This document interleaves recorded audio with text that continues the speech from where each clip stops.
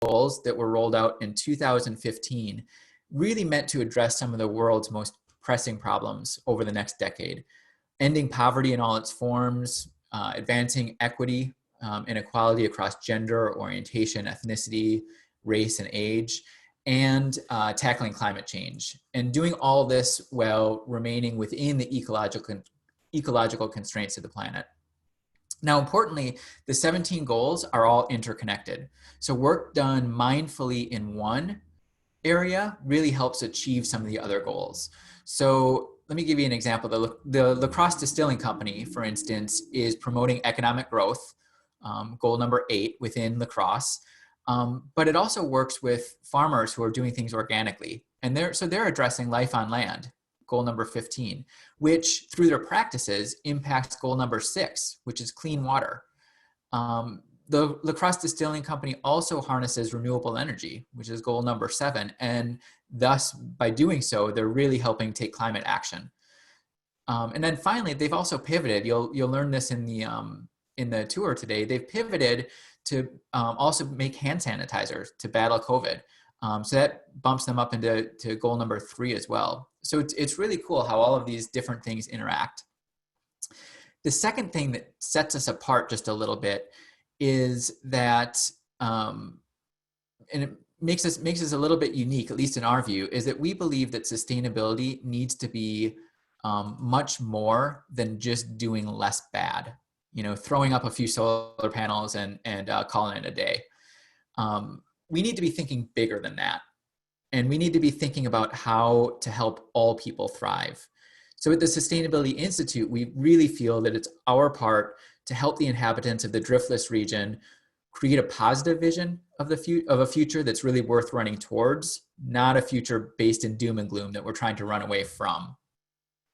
So before we get going today, we'd like you to participate just in a really brief anonymous poll about the La Crosse Distilling Company. So you're going to see a poll come up on your screen. The purpose of this is really to help us and Chad Steely, who you're going to meet in a moment, understand a little bit more about your knowledge and interest around La Crosse Distilling Company. So we can then tailor this tour as it's practical to what you're interested in seeing and learning. So go ahead and take this poll that you see in front of you.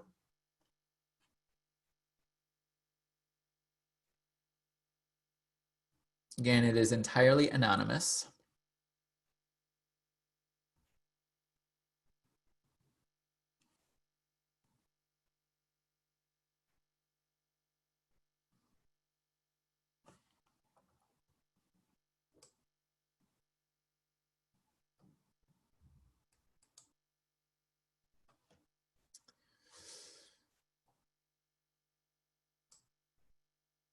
Give you another 5 seconds or 10 seconds or so to finish up this poll.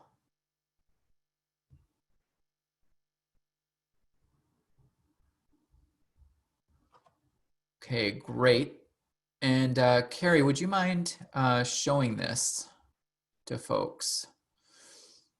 So it looks like the majority of people are not familiar with La Crosse Distilling Company.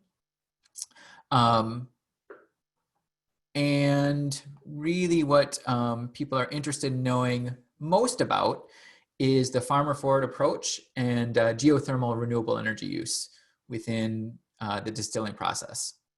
So Chad, if that gives you any idea of sort of where to focus, that would be great. And at this time, I want to introduce Chad Staley, who's the co-owner of the La Crosse Distilling Company, which was set up in 2017 in downtown La Crosse. And has really been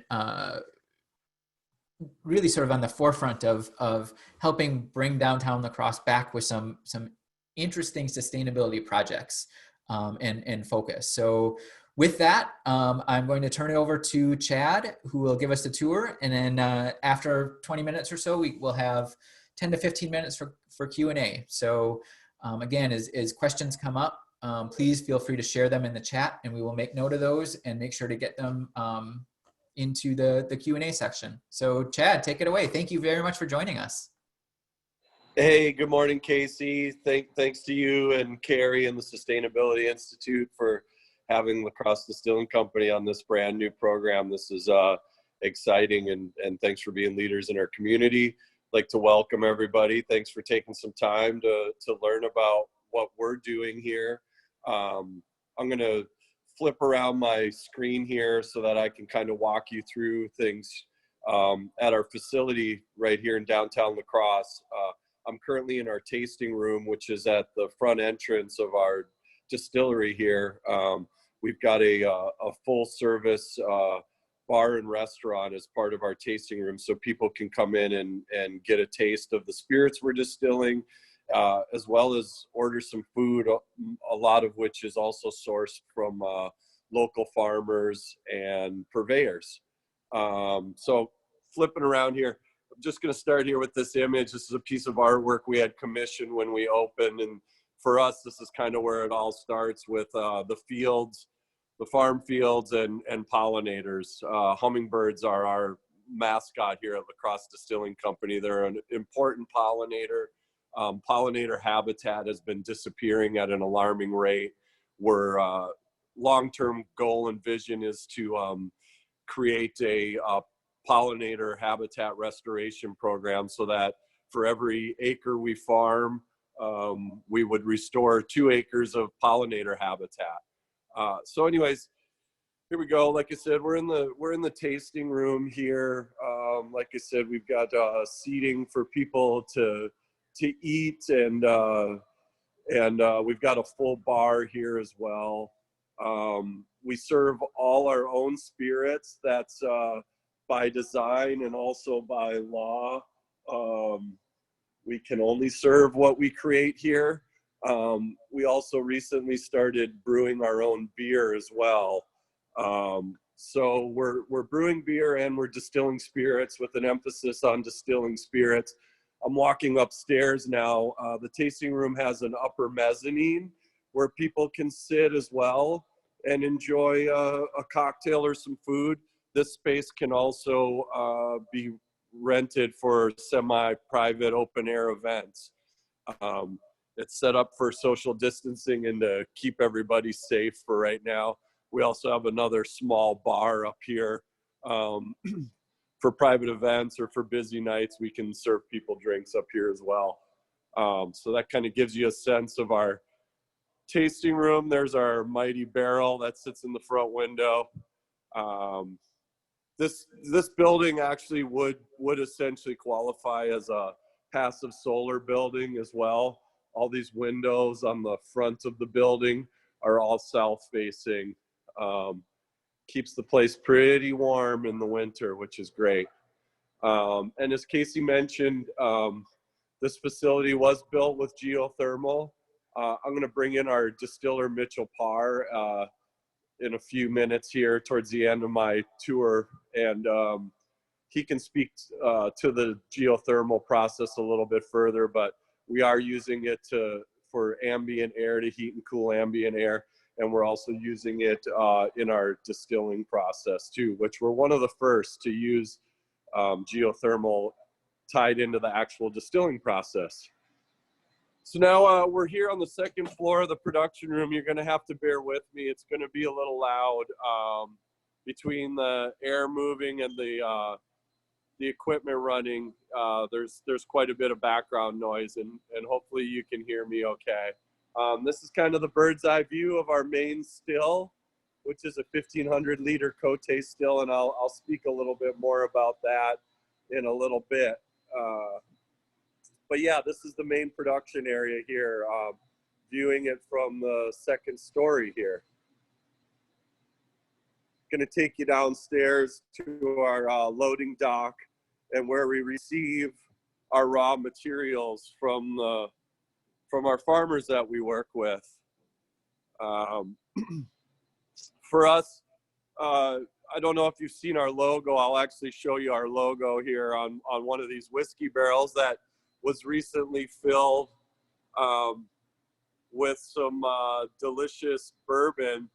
I don't know if that's focusing or not, hard for me to tell, but on our logo it says farmer forward, Driftless Pure, genuine Wisconsin spirit.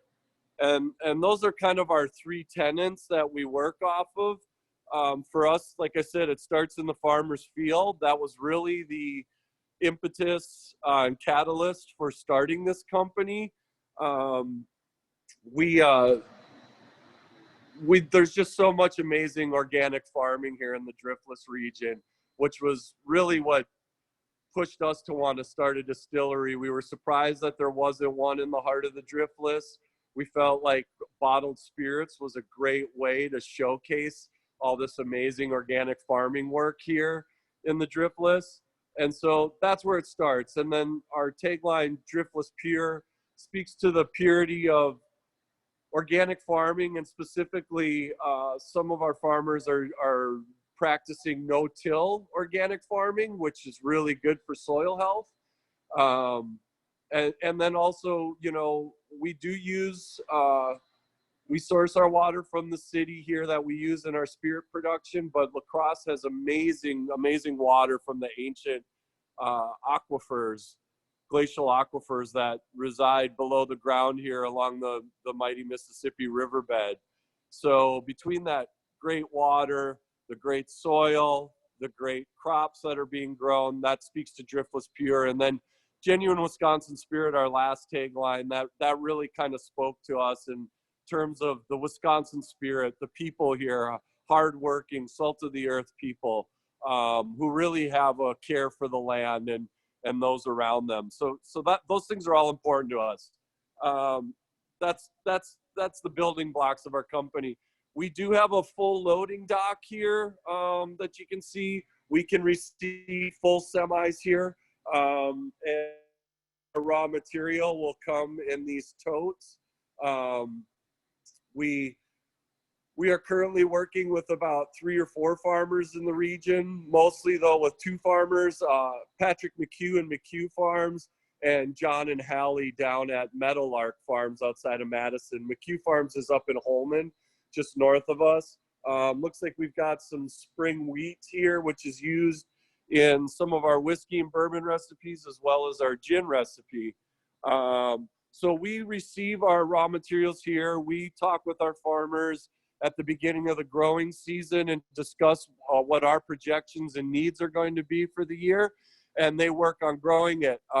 Along with being organic, we also focus on open pollinated crops, growing open pollinated crops. Again, that's pollinator supported.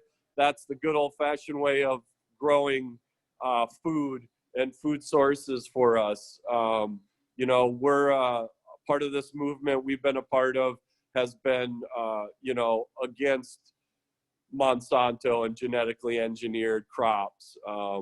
We don't think that's a sustainable future for the human race or the planet. And that was really part of our goals to achieve here was to get back to growing crops that needed to be pollinated by real actual pollinators and was going to help the environment, the soil, and sustain human life. What you're looking at here is our milling room. So another part of when we set out to do this distillery, a big part of our plan was that we wanted to handle every step of the process. A lot of distilleries will bring in what they call neutral grain spirit, which has already been distilled into a base spirit that then they further distill into other spirits. We're really handling every step of the process. Like I said, we contract with our farmers. We bring in their crops. We bring it here to our mill. It's a hammer mill. We break it down in the mill here. And then we bring that milled resource and product over here to our mash tun. You'll see Casey and Mitch are working away here on production. But after things come out of the mill, and it's going to get loud here again, after things come out of the mill, we bring it over here to our mash tun. And this is our cooker. This would be like similar to the same process of making beer. We're breaking down these grains cooking them down, extracting the sugars, converting them. That's what we're after. So after it cooks in the mash tun for approximately 6 to 8 hours, we will then take that material, liquid, and bounce it over here to our fermenters. And this is kind of where the magic occurs here in the fermenters. We have two 800-gallon fermenters currently that are filled by 2 cooks in the mash tun. And this will ferment for approximately 3 to 4 days, depending on the type of spirit and type of grains we're using. So after it's done its fermentation here, which is yeast and enzymes going to work over a period of time at certain temperatures, etc., we'll then take those fermented grains in solution and bring that over here to our main still.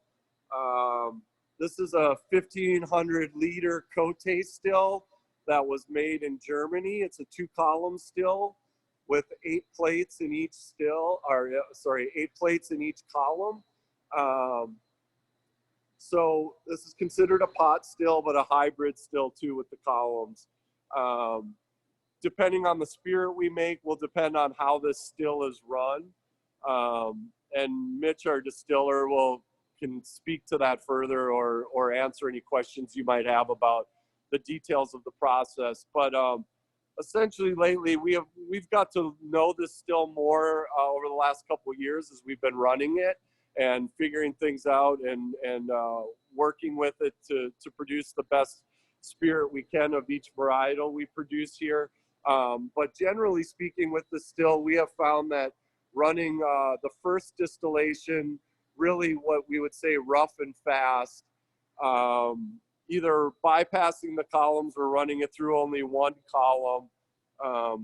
And as it heats up and starts to be pushed as vapors through these columns, that's where the separation of the good and the bad happens. We end up with a liquid coming off the end of the still here. Mitch, what are you guys distilling today? Bourbon. So right now we're running bourbon. And as you can see, it comes out, bourbon doesn't come out 5 years aged in a brown spirit. It's a clear spirit at first, which will eventually go into barrels. The bourbons and whiskeys will just run hard and fast, like I said. And then we want a lot of those characteristics from the grains to come through for a whiskey or a bourbon for an aged spirit. So that'll get barreled right away.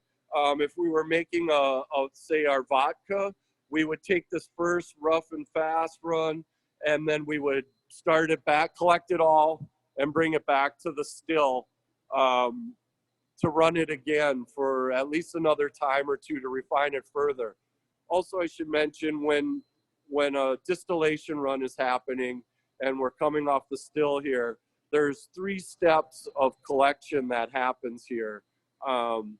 At first, what's coming off the still is what's referred to as the heads of the distillation run. Mitch, those are usually heavier with methanol? That there's primarily methanol in the initial part of the heads run that we don't want to collect. So we separate that off. Then we will eventually get to the hearts of the run, and the hearts, as you can imagine, is what you want. And depending on the type of spirit, that could be anywhere to 40 to 70% of the run that's coming off the still will be collected as hearts. And then at the end of the distillation run is what we would refer to as tails. The tails kind of are the heavy oils and some other byproduct of the distillation process that, again, you don't run. We separate the heads and tails out. We keep the hearts. Like I said, if it's whiskey and bourbon, the hearts will be run or dumped into barrels to be aged for anywhere from 2 to 5 to 20 years, depending on what we're trying to do. And if it was vodka, we would collect the hearts off of a couple runs, and then we would have enough to run another distillation. We might distill some of the heads and tails back into. You can run the heads and tails back through the still and collect some more of that back into hearts and refine it a little further. one last thing that I'll walk you through here too, and then I'm gonna bring in Mitchell, our distiller, to talk a little bit about the process, the distillation process further, and also how geothermal is tied into the building and into the distillation process. This is our 75-gallon artisan still, and we use this still primarily for making our gin, our Field Notes gin. We create a new American style gin that is a little less bitter, little less juniper is used in it, and it's more herbaceous and citrus based. So it's not like your traditional British UK gins. It's what's referred to as a new American style gin. It's a little softer too on the palate. A lot of people who aren't gin drinkers try our gin, and all of a sudden they kind of like gin. So after we've run our gin base on the big Cote still that I showed you, we'll bring that over here to this artisan still and run it through here, which is there's a small column, small pot still, 75-gallon. And then here's what's called a gin basket. You're looking through this eyeglass at our gin basket. That's where we'll put the herbs and the citrus, etc. And those vapors will pass through that at the end of the gin distillation process. And that's how the gin is flavored to our recipe and what we like to create. So, yeah, that's kind of the quick down and dirty 15-minute overview of what we're doing here at La Crosse Distilling Company. I'll walk you quickly over here too, just to show you our 7-barrel brewing system too. Like I said, we are making our own beer here as well. Mitch, our distiller, was at first brewing our beer. Mitch comes from a brewing background. He brewed beer for Lagunitas in Chicago for quite a few years, and also was up here in La Crosse before that doing a little bit of brewing for Pearl Street. We now have a friend of ours from Colorado that is brewing our beer, and he worked at Odell Brewing Company for some time. One last piece of equipment I guess I should quickly show you too before I grab Mitch is these tall stainless steel columns you can see here. They're 10-foot columns, a foot in diameter, and what these columns are a filtration system for our vodka. To make a well-refined top-shelf vodka, you not only have to distill it multiple times, you also need to filter it. So these two columns are filled with, I think about 300-400 pounds each of carbon, loose carbon, that's packed in there. And we'll let the vodka sit in there for anywhere from a day to multiple days. It runs through one column and then the next at different proofs, which at different proofs when the vodka runs through the carbon filtration, various oils and other byproducts that you don't want so that you can produce a very clean, tasteless, odorless vodka are extracted at different proofs. So that's why there's two columns and a 2-column process. So that's about it. I'm gonna grab Mitch. We're gonna go here into the tasting room so we can hear your questions and hopefully speak to you a little bit more clearly. Like I said, appreciate the time and your time for letting us show you what we're doing here.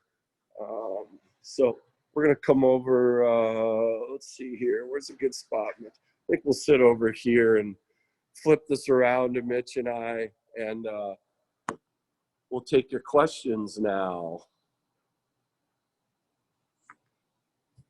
Yeah, hey there. Thank you so much for the tour.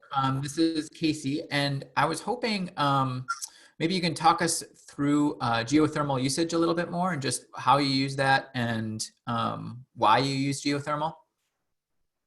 The geothermal is used for most of the cooling in the building. So we use it for both the air conditioning units on the roof. So it does pretty much all the cooling in the building as far as that.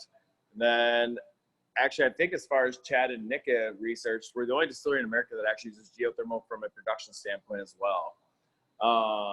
We use that for cooling down the mash tun. So I know you guys said a little bit about that it's trying to take raw grains and break them down into simple sugars, and that requires a lot of heating.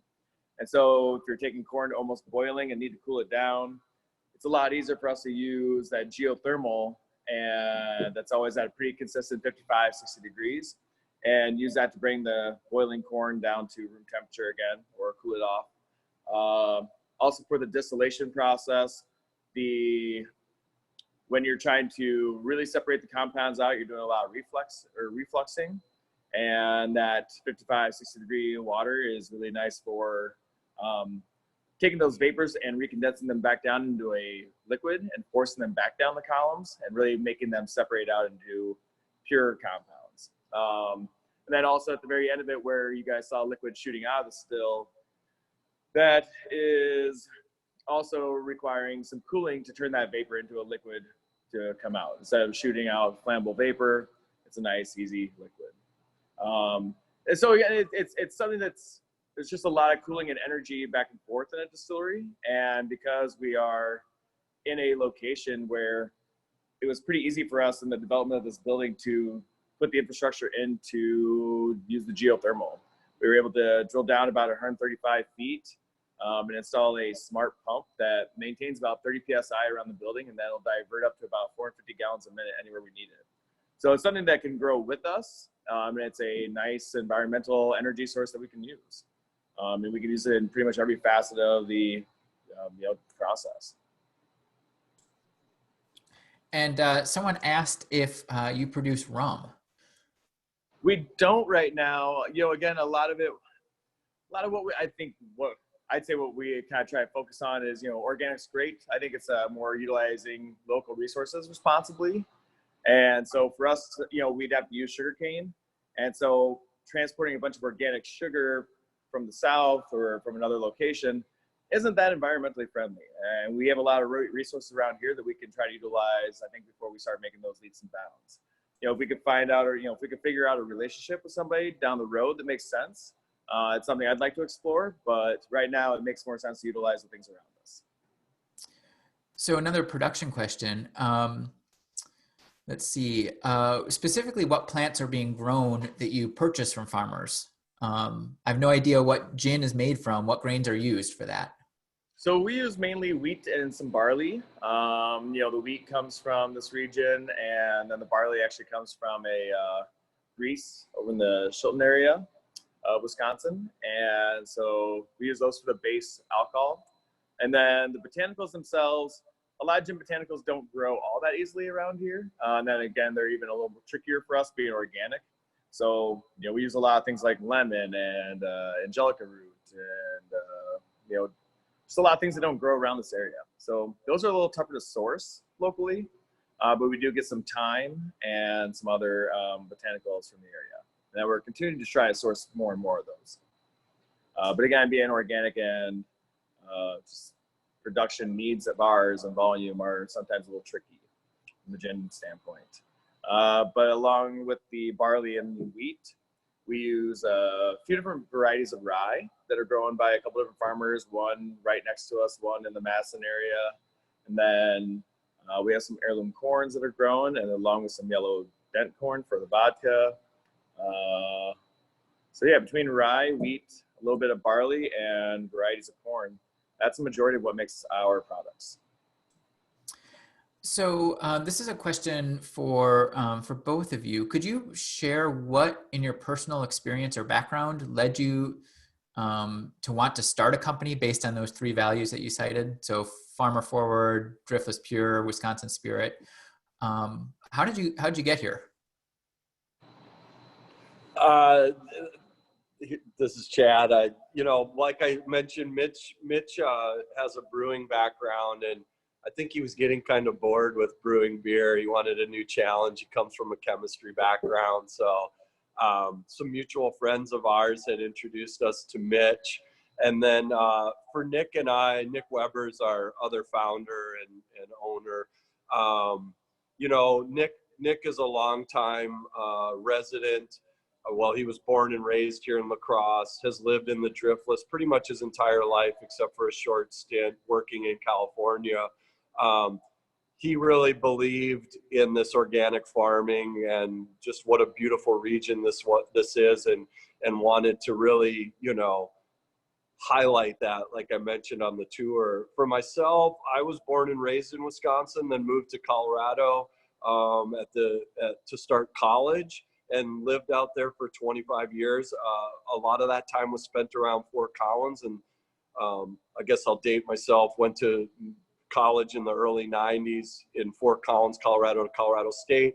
And at that time, that's one of the cradles of the craft brewing industry. There in Fort Collins, that's where New Belgium, who makes Fat Tire beer, as well as a bunch of other great beers, Odell Brewing, who I mentioned earlier, a couple other craft breweries started in that town. Little agricultural college town when I moved there.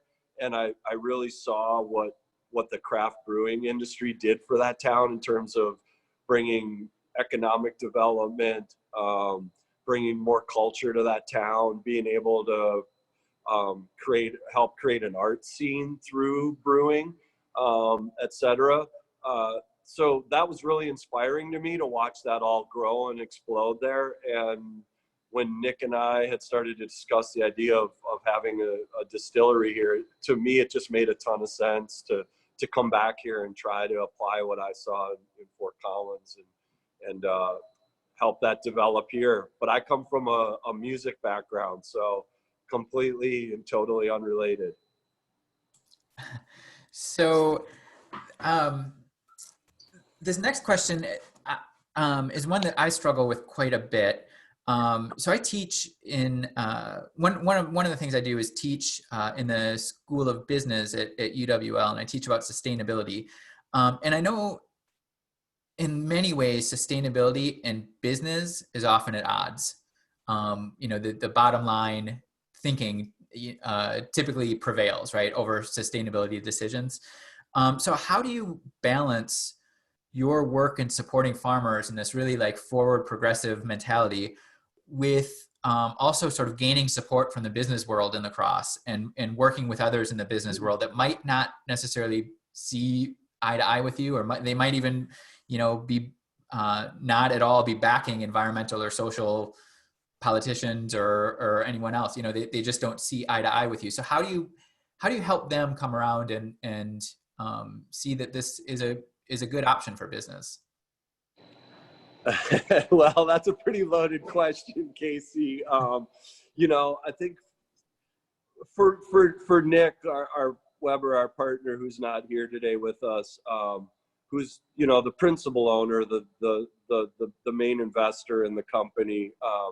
You know, for him, and Mitch and I were totally on board with this, which was a couple things is, you know, really let these tenants, like, you know, our farmer forward, Driftless pure, genuine Wisconsin spirit, but also just a general tenet of let's leave this place better than we found it.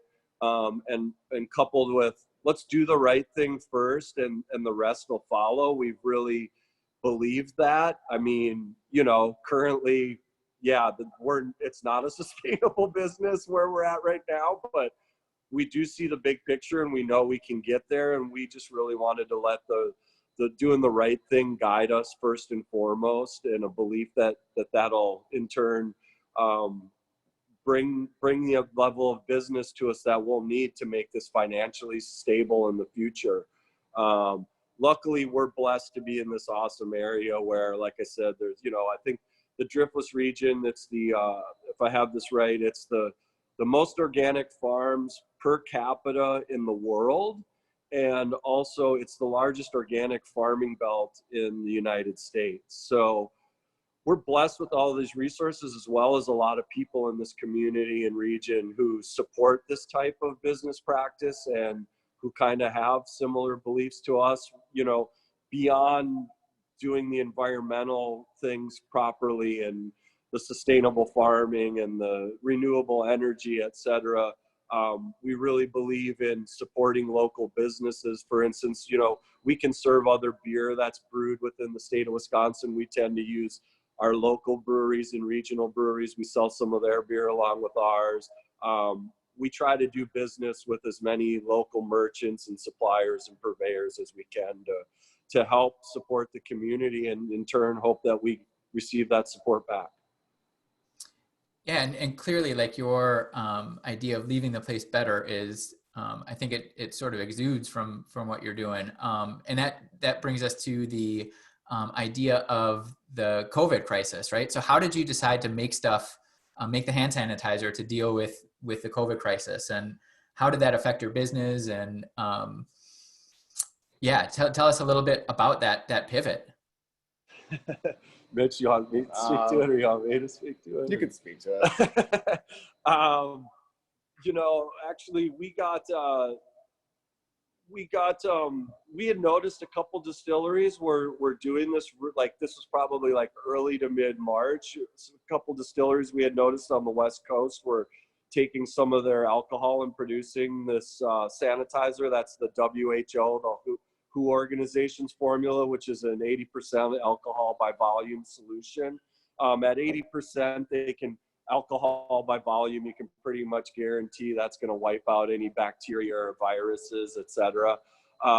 So we noticed that was happening, and then we started talking about maybe producing some sanitizer just for the shortage that we knew existed in our own community, much less the world at large.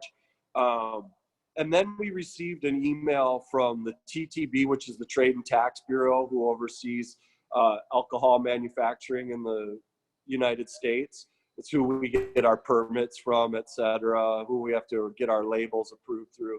The TTB, along with the FDA, sent out an email to all the distilleries across the country because there was a critical shortage of sanitizer in hospitals, other healthcare facilities, nursing care facilities, retirement homes, et cetera, assisted living, saying, hey, this is the WHO formula for producing hand sanitizer. We're facing a major shortage. If you can produce this, or you have the bandwidth to produce this hand sanitizer, here's the formula. Here's what's generally supposed to be on the label by FDA guidelines. We'd like you to adhere to this, but don't stress about it. We're not going to break down your door over a mislabel because we need hand sanitizer. So we decided to jump into it. Things were slowing down here with bars and restaurants closing. We currently just distribute our products, our bottles of spirits, throughout the state of Wisconsin. And, you know, only being a couple years into this, really a majority of our business is what is sold by bottles and cocktails in our tasting room, as well as what other bars and restaurants throughout the state are serving of our products, which has been great. But when they shut down, it kind of really slowed things down for us. So we decided to get into this hand sanitizer space and help out. We had at the time 200 or 300 gallons of unprocessed alcohol that had just come off the still that we hadn't processed into one of our specific spirits. That Mitch then ordered some glycerin and hydrogen peroxide, which is part of the formulation. And we created a few hundred gallons of sanitizer initially. And we put out a press release and had made a decision that we were going to donate this all out to our immediate and surrounding community. Needless to say, when we sent out the press release about that to start organizing that effort, our email and phones started ringing off the hook, and our inboxes started filling up from people within the state and beyond, federal agencies, state agencies, sheriff agencies, et cetera, saying they needed it. So one thing led to another. Now we have started an entirely different company called Forward Path Logistics. In those initial community outreach programs, we ended up distributing that 300-400 gallons plus some extra that was created in I think like 8,000 plus containers, bottles, small bottles, 3-4 ounce bottles, some half-gallon containers. We distributed and donated that all throughout the region and to some throughout the state. And now we've got a new company that's starting to develop that. We're mainly doing business to business accounts. And we're partnered up with some other contractors that are producing the sanitizer now for us. And we're back to regular spirits production here at our own facility. Wow, I had no idea that it spun off a whole other business. That's really cool. Yeah, it's been keeping us busy. Whereas people were kind of laying low in the weeds over the last few months, we were working twice as hard to build this new entity and try to keep up with everything else. Cool. So I guess just one final thing is there anything else that any messages, anything else you'd like to put out to the audience today?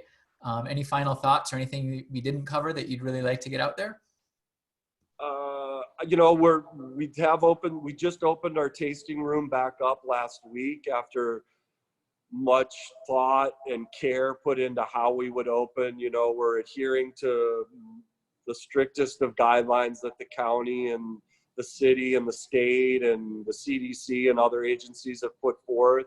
I don't know how many of our viewers are from the La Crosse area and La Crosse County area right now. We're in a red zone, it seems. Cases have really been spiking, but we're taking every bit of precaution as we can. We do have our patio open too, which provides some open air seating, which is certainly better.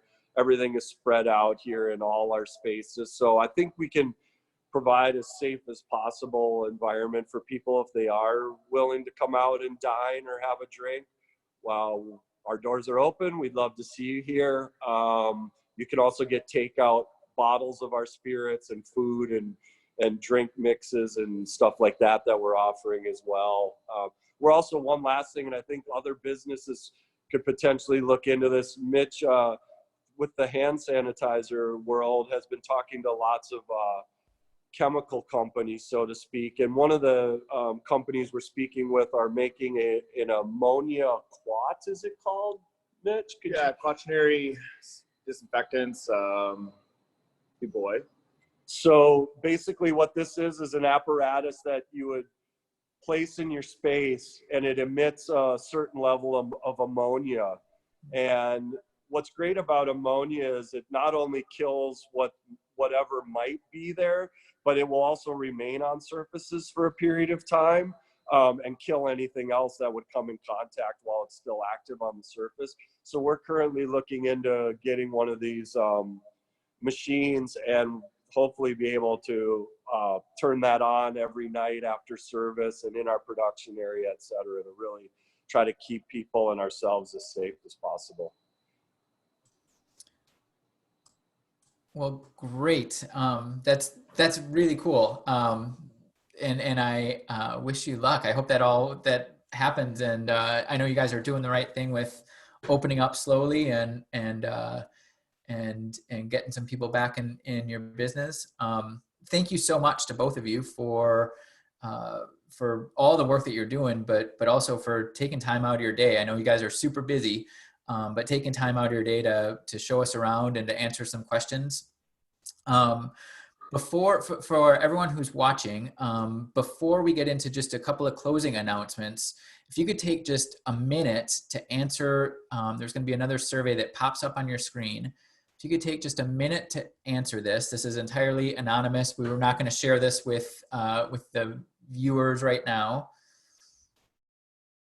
So go ahead and take 30 seconds or a minute or so and answer these 4 questions.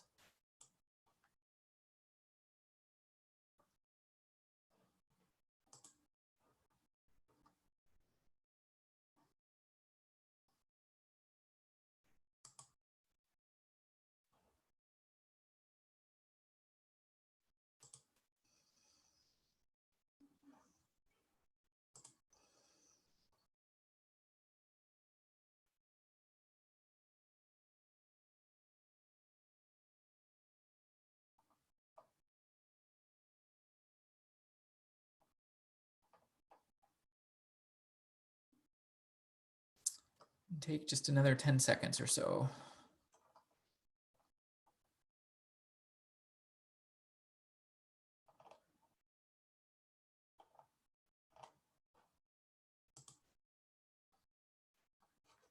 All right. If you liked what you saw and heard today, I would invite you to check out our revamped website at sustaininstitute.com. And if you go there, you can subscribe to receive updates on our programming. You'll find a blog that'll feature regularly posted articles that highlight sustainability stories in the Driftless. It'll also have, in the blog that'll also have the recording of the La Crosse Distilling Company tour that you can access at any time. And the website's also your gateway to registering for any more of our upcoming sustainability chats. So be on the lookout for the next sustainability chat virtual tour, which will happen sometime in the middle of July. We're still setting up some details for that. Thank you once again to Chad and the folks at the La Crosse Distilling Company for giving us this great behind the scenes tour and sharing their terrific work with us, but also just setting up a really great business in our community. Thanks to Carrie Thompson at the Sustainability Institute. She's our sole paid staff member, and she's worked really hard to put all this together. She's running the show today in the background, making sure everything is running smoothly. And then also thanks to all of you who are participating today. Thanks for attending this event. And we invite you to share any feedback that you have with us at email@sustaininstitute.com. So we hope that you found this inspiring, and it helps you think and maybe act differently in the name of helping us all move forward together in a way that allows everyone here in the Driftless to thrive now and in the years to come. So thank you very much, and we'll see you all next time.